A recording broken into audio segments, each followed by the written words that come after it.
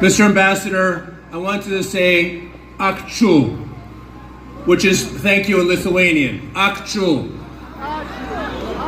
I was in Vilnius for the NATO Leaders Summit, and I have to say that I was amazed to see the incredible support of the Lithuanian people. I've actually never seen so many flags in one city at one time as it did in July of 2023. And Lithuanian people genuinely are standing with Ukraine. So thank you, Ambassador, and thank you to Lithuanian people.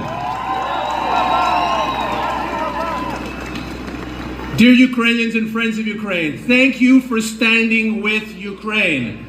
This is an incredible experience to know that there are hundreds of thousands of Ukrainians and friends of Ukraine that over these days are standing with Ukraine. There is a global action called Stand With Ukraine, Unite in Victory, where together we are standing with Ukrainians and friends of Ukraine in over 80 countries around the world. Over 1,000 events are taking place in over 700 cities across the world in supporting Ukraine. We are standing with Ukraine as a large global community.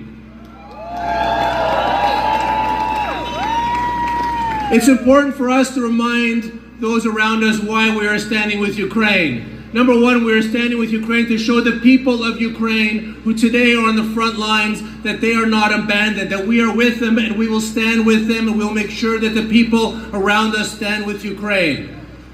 Today, it's a very difficult time for them. They're listening to some of the words coming out of Washington with great trepidation. So it's important for all of us to act and act more decisively than what we have. It's important for us to double down on what we've been doing to help Ukraine, because Ukraine is facing some very, very rough waters ahead of us. I just came back from Washington yesterday where I was in front of a crowd similar to this size in front of Lincoln Memorial. And the Ukrainian Americans are very concerned.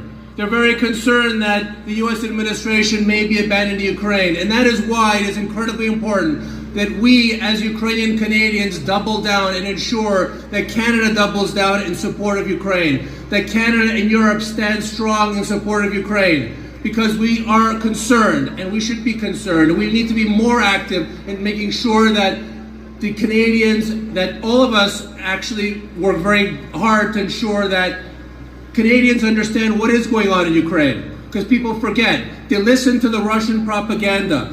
It's hard to believe that from Ukraine being a darling in the United States to now being a toxic